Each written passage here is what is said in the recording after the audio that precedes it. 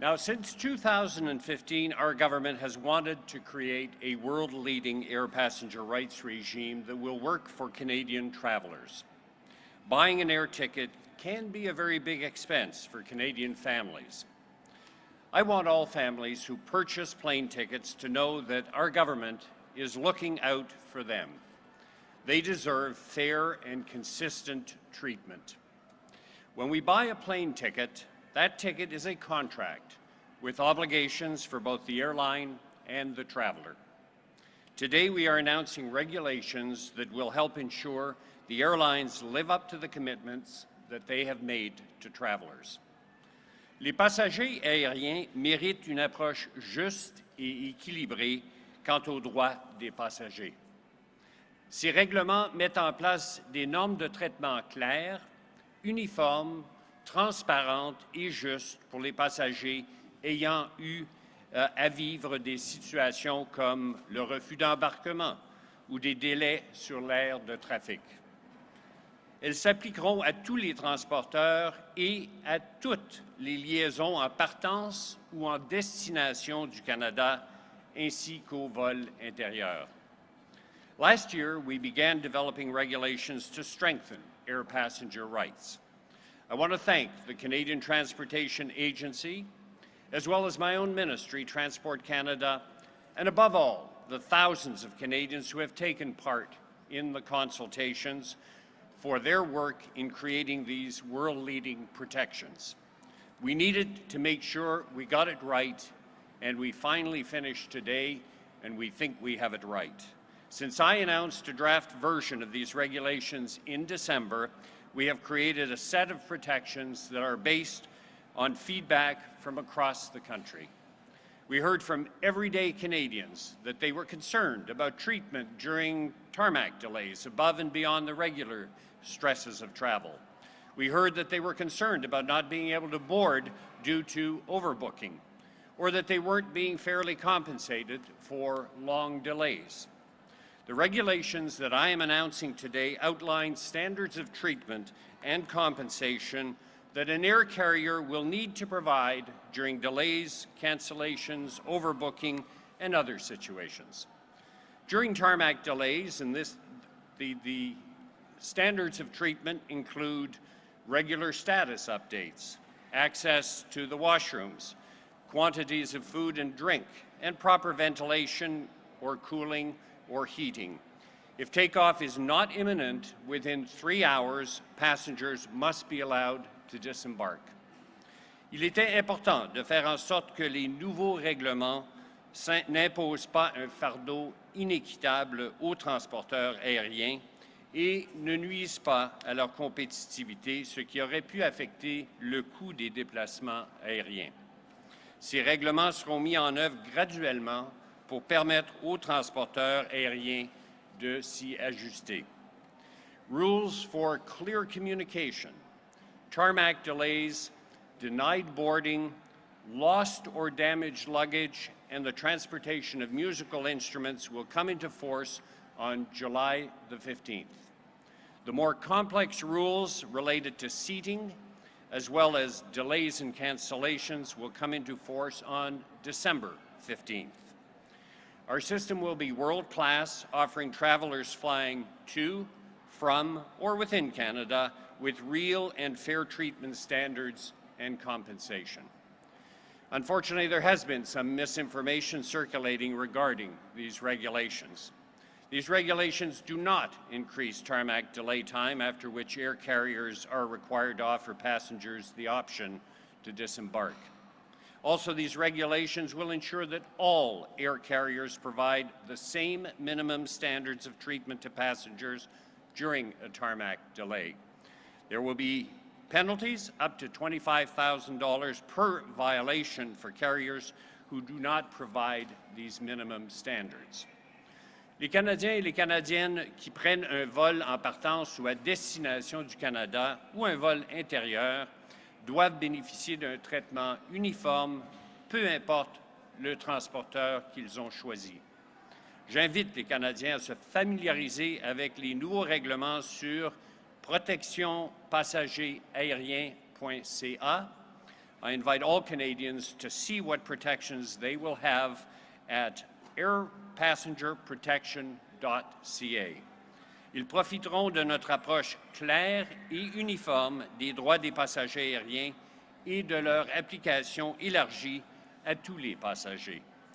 In Canada, we are committed to having world-leading air passenger rights. We wanted a more predictable and balanced approach. Canadians should know that their rights and air carriers should understand their obligations. I believe that we have achieved these goals with these new regulations. In Canada, air travelers will have the fair and balanced passenger rights that they deserve. Thank you very much.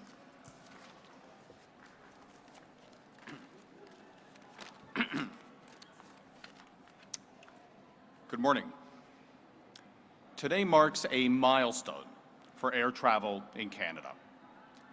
The new Air Passenger Protection Regulations, the APPR, will for the first time lay out airlines' minimum obligations to air passengers if, for example, those passengers' flights are delayed or canceled, they're denied boarding, they sit on a plane during a tarmac delay, or their baggage is lost or damaged. These minimum obligations include compensation of up to $1,000 for a flight delay and up to $2,400 for bumping where these situations are fully within the control of the airline.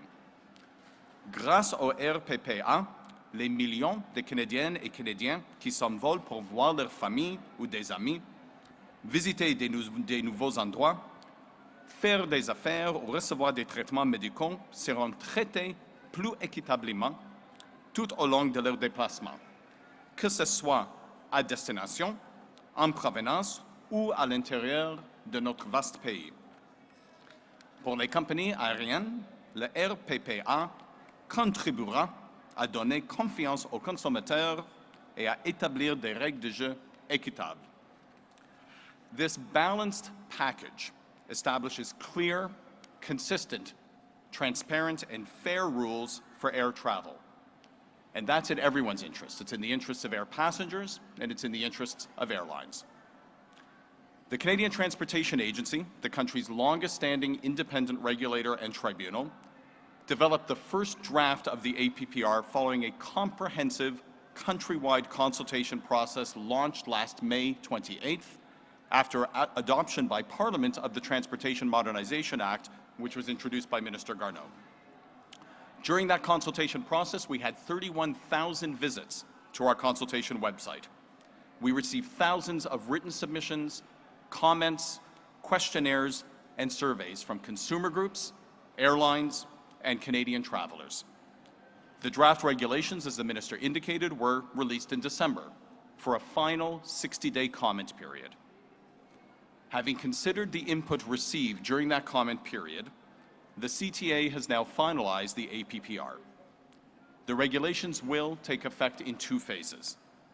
Le 15 juillet, les règles portant sur la communication des compagnies aériennes avec les passagers, les retards sur l'aire de trafic, le refus d'embarquement, les bagages perdus ou endommagés, ainsi que le transport des instruments de musique entreront en vigueur.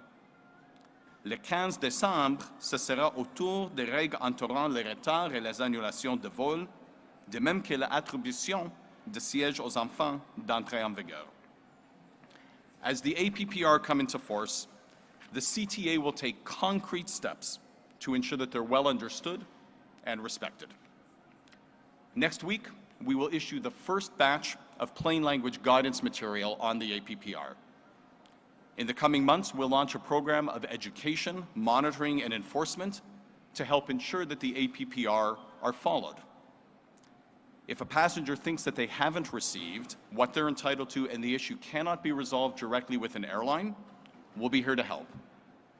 Information on the APPR and on the CTA's services for air passengers can be found at airpassengerprotection.ca. Air travel is integral to modern life. And thanks to these new regulations, the air travel experience is about to become more predictable for Canadians. Canadians will have and they'll be properly informed of a common set of rights when they board a plane. Je tiens à remercier tous les intervenants et les voyageurs qui nous ont communiqué des renseignements et faire part de leurs idées durant les différentes périodes de consultation. Le RPPA s'inspire de leurs réflexions et tient compte de leur expertise. I also want to thank the CTA officials and all the public servants who helped organize consultations, analyze feedback, develop options, and draft the APPR. Their hard work and professionalism were indispensable in getting us to these groundbreaking regulations just a year after the legislation that gave us a mandate to make these regulations came into force. And finally, thanks to all of you for joining us at today's announcement. This is a very important day for Canadian air travelers and airlines. With that, the Minister and I would be happy to take your questions. Minister, you say that there's been some misinformation about the amount of time planes can stay on a tarmac, though through the Carry It by Air Act, through the Montreal Convention, it has been previously stated that it's 90 minutes before passengers are to be allowed off of a plane. Today, your government is announcing 3 hours. How is that misinformation, and how are you putting the passengers first? So that is incorrect information that you've just given me. There has not been a regulation in Canada until today that stipulates that after 3 hours, all carriers must go to disembarkation with respect to tarmac delays. Some airlines in the past have put in their tariffs that they would disembark after a specific amount of time, but that was individual decisions by airlines that they put in their tariff. There has never been a regulation that specifies the amount of time. Now, for comparison purposes, in the United States, the tarmac delay for domestic flights is 3 hours in regulation. It is 4 hours for domestic flights. In the case of Europe, there are no specified times with respect to having to disembark passengers. You say the Montreal Convention then. You say the Montreal Convention then has not been incorporated into Canadian law. That is not a standard for air travel across the globe. There has never been a regulation, Canadian regulation, stipulating that all airlines must, after 3 hours, and by the way, during those 3 hours, as you will see if you look at the regulations, we have now put in standards of treatment with respect, and I mentioned it, with respect to informing people, with respect to having access to the bathroom, with respect to air conditioning, heating, regular status updates. Those are things that we have incorporated within that window. You have to realize, of course, people who are sitting in an airplane because of a tarmac delay, what they really want to do is to get to their destination. So we gave a great deal of thought to what that period of time would be, and also taking into account operational realities that if you make the decision that you're going to go back to the ramp, to the airport terminal, that you can actually end up spending even more time before you get to your destination. So we gave this a great deal of thought, and it is now in the regulation. It is 3 hours. Anything that was before that did not apply. Mr. Garneau, you can actually be held in the runway for 3 hours and 45 minutes because of the regulation. So 3 hours and 45 minutes if you're planning to take off. Is that a long time? Isn't that a long way from what you told people you were going to do? So the 3 hours is what we said we would do, and the 3 hours is what applies. But let me give you an example. Let's say, and anybody who has lived here in Canada in the winter will know that, let's say that after those 3 hours, you're third from in line from getting de-iced, and it's only going to take another 30 or 40 minutes before you get there. There is, at that point, some leeway for the pilot to have a little bit of extra time, because inside of that 45 additional minutes, there is an imminent possibility of departure. So we've added that flexibility. If after 3 hours it doesn't look like the situation is going to change, then that airplane must go back and offer disembarkation. Follow-up question to that. Your original rules, which I read, compared to the rules that were just released today, are virtually identical. What was the purpose of the public consultation process if So I can quote at least 5 things that have changed between the time that we published the proposed regulations in December and the regulations that we are announcing today. So there were changes that were made. One of them was standards of treatment when you are facing a tarmac delay. All of the things that I mentioned to you to try to make life better for the people who are living through this tarmac delay. That is something that was not in the first proposed regulations. Another example that I can give you is that we make a differentiation between large airlines and small airlines, and we changed that threshold from 1 million passengers per year to 2 million passengers per year because we listened to the smaller airlines and the ultra low-cost carriers and felt that that was the proper decision. There are 5 decisions that were changed as a result of the consultations. Minister, there was some mention about the reimbursement for passengers if they're bumped from the flights. Could we go over those numbers again? And because it seems to me that some international flights are going to be more expensive than the compensation that you folks are guaranteeing in the regulations. Well, you still are, the airlines are still obliged to get you to your destination or to refund you. But on top of that, you get compensation. On top of that, if it is 0 to 3 hours, it's a compensation. If you are 0 to 6 hours, I'm sorry, if you are bumped off your flight because of overbooking, you will get $900 compensation. And that will have to be paid within 48 hours. If it is between 6 and 9 hours, it will be $1,800, and if it is over 9 hours, it will be $2,400. And that is with respect, the timing that I gave you there is with respect to the time that it takes you to get to your final destination. How do passengers know what's within the airline's control? So the regulations that we've announced today are very well spelt out. I mentioned the website. The Canadian Transportation Agency has got all of those out. And Scott has mentioned that there will be campaigns to inform people. One of our objectives here was to try to make it as clear and as understandable as possible. Most people who buy air tickets quite often don't look at all that small print that accompanies a ticket, and we've tried, because sometimes it's quite complicated to understand. One of our objectives was clear communications, and that information is available now on the Canadian Transportation Agency website, and it will be disseminated by the airlines in a very thorough manner so that people do understand what their rights are, what the obligations of the airlines are, what is within their control, what is not within their control. Can we get an example please, of that please, now? ma'am. Can you perhaps expand on that? If I could just step in on the specific, on your initial question.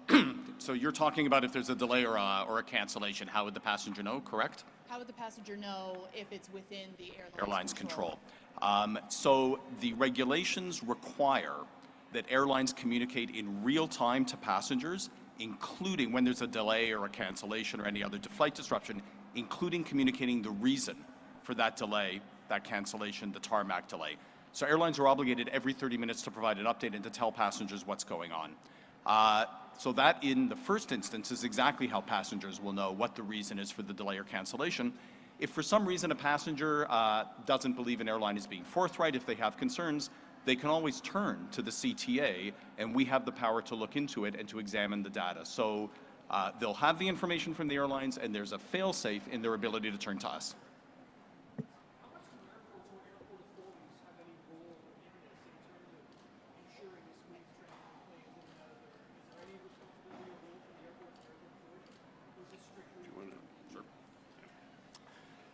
So the authority to make the regulations that Parliament created was to make regulations in terms of airlines' obligations vis-a-vis passengers. So these regulations apply to the airlines. Having said that, the airlines work within what you might call a supply chain, and airports play a role in that. So while the regulations themselves don't apply to airports, we at the CTA obviously expect that airports and airlines and other partners in the air travel system will work together to try to ensure the smoothest possible travel experience.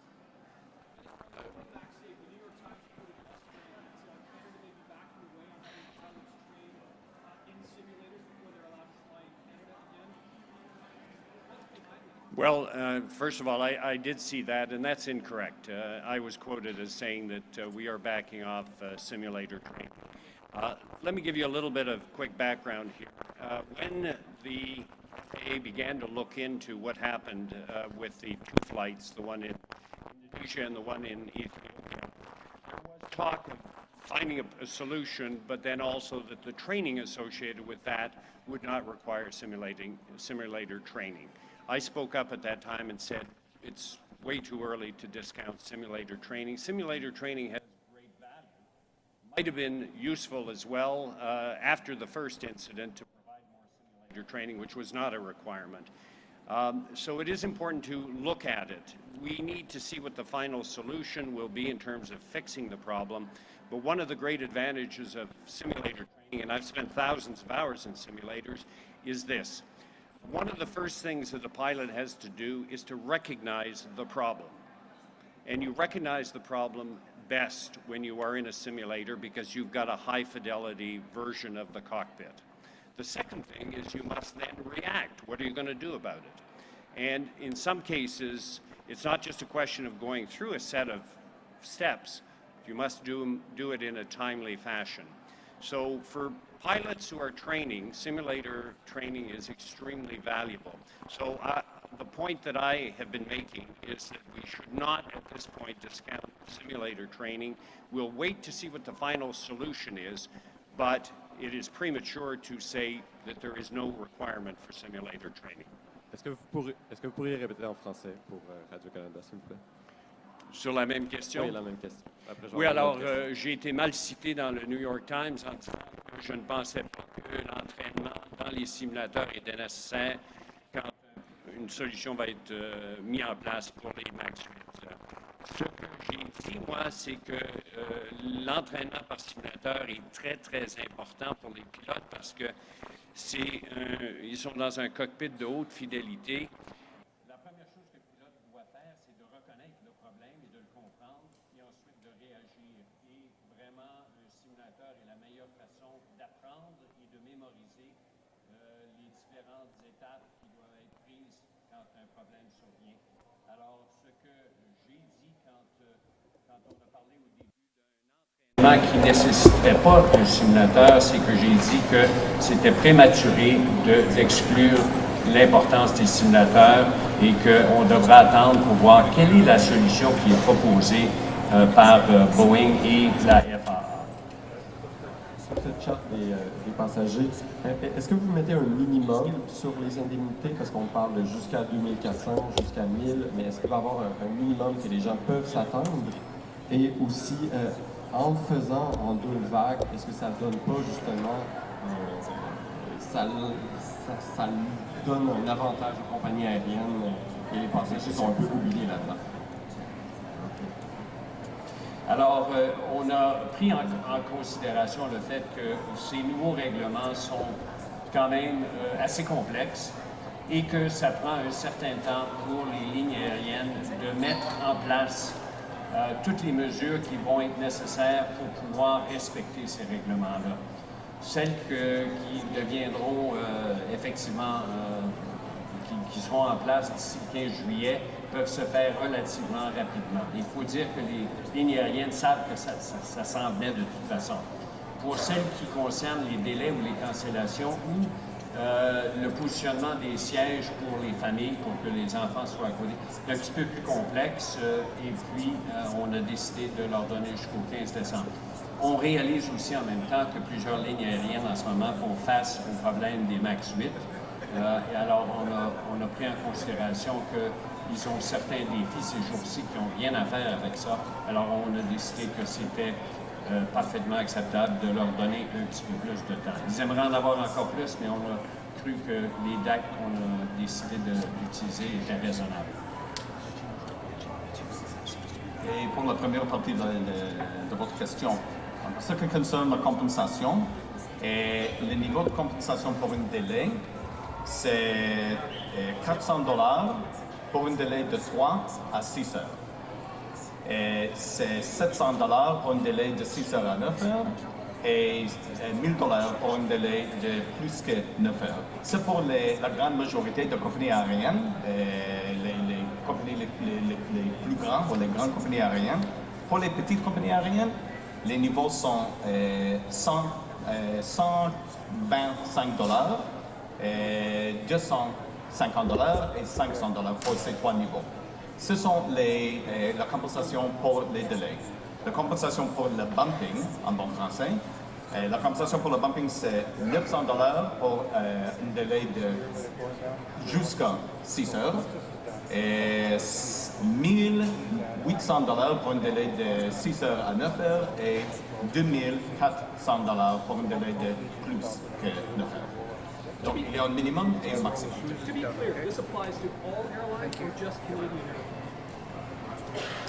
The new air passenger protection regulations apply to all flights to, from, and within Canada, whether they're operated by Canadian Airlines or foreign airlines. When it comes to compensation, it has to be compensation when it's within an airline's control. Here, it still believes it looks like there's a bit of gray area when it comes to mechanical problems.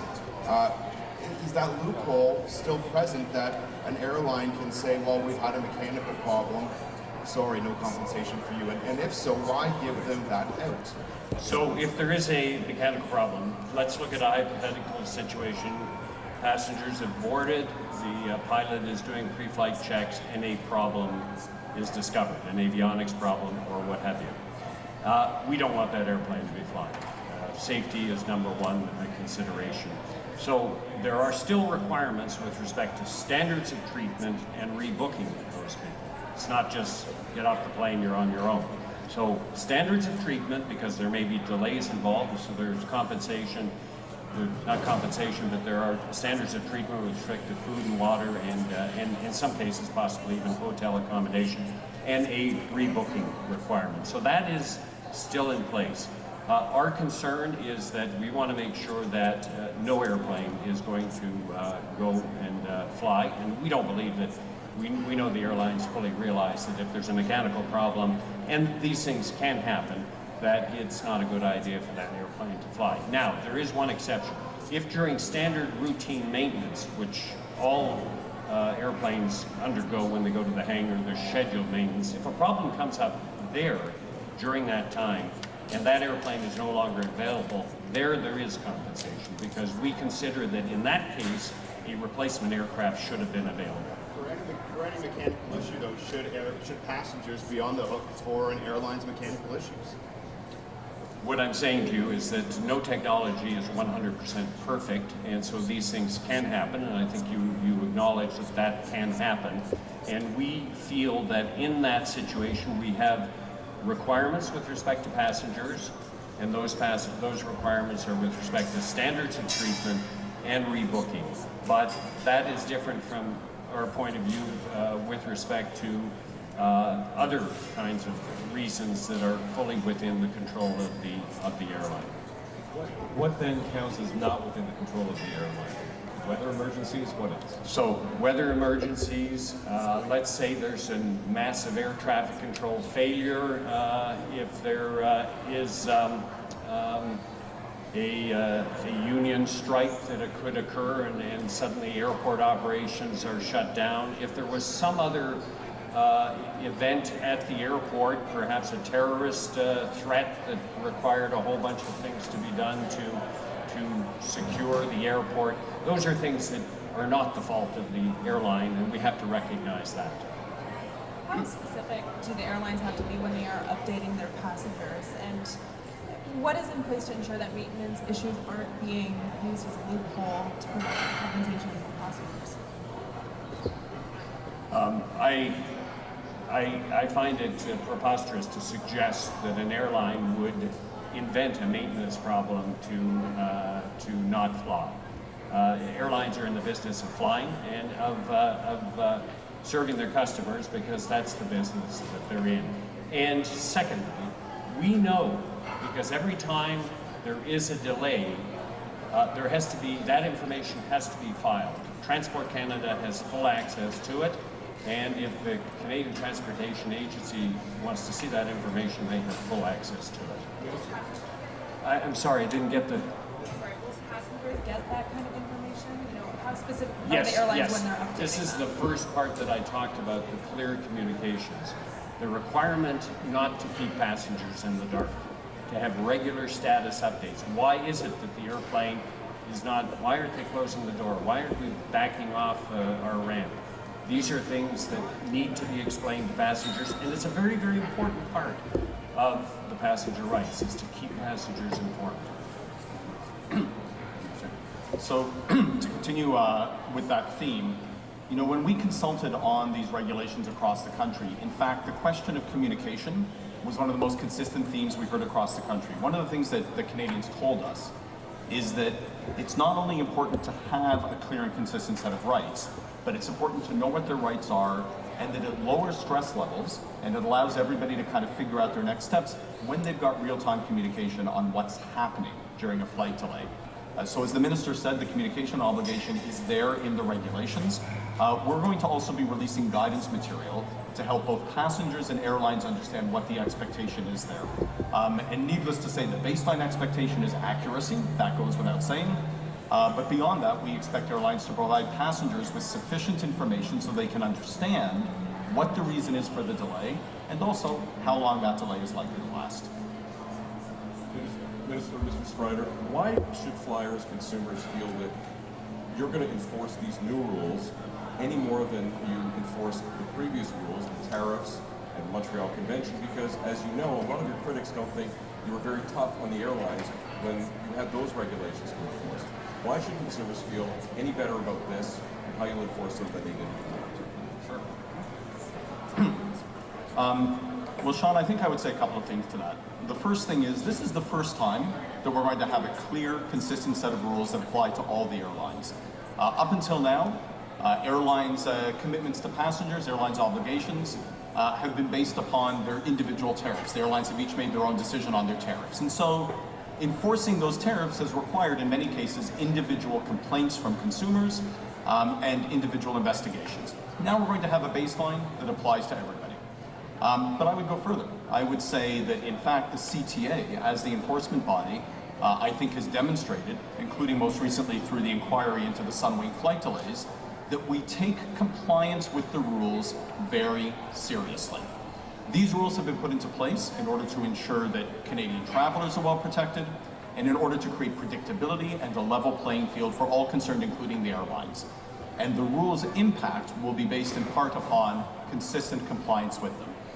So we have every intention of undertaking a program of education, of monitoring, and of enforcement to make sure that the regulations are followed.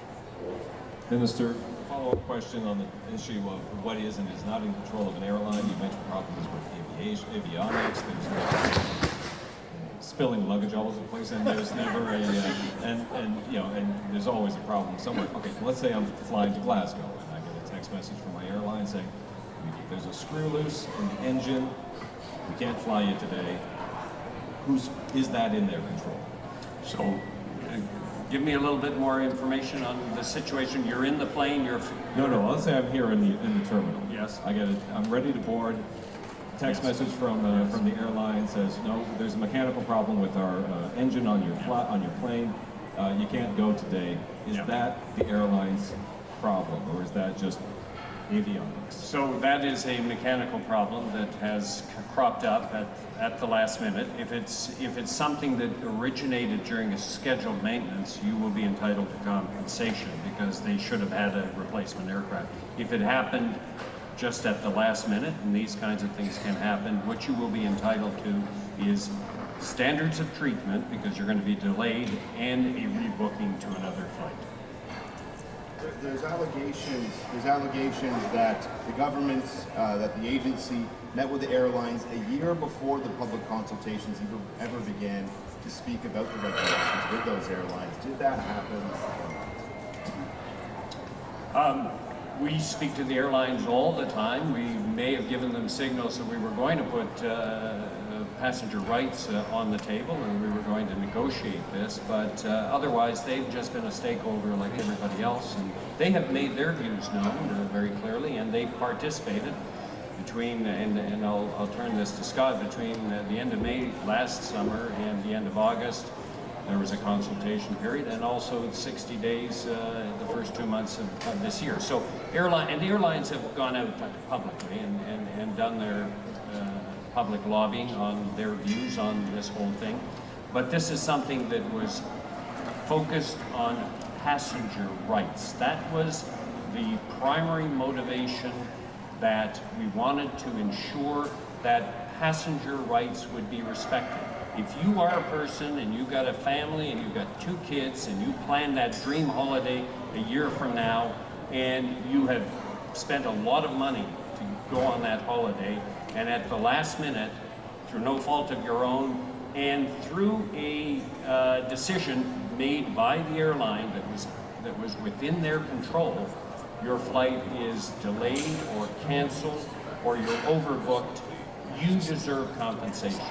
That is what drove the last 2 years of effort. People have been talking about passenger rights now for, I would say, at least a decade, as long as I've been in Parliament.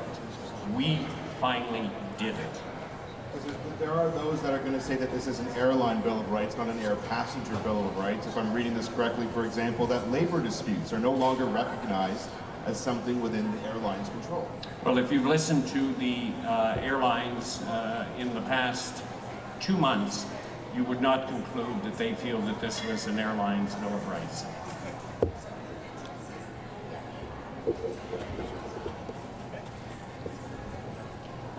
Thank you very much. Merci.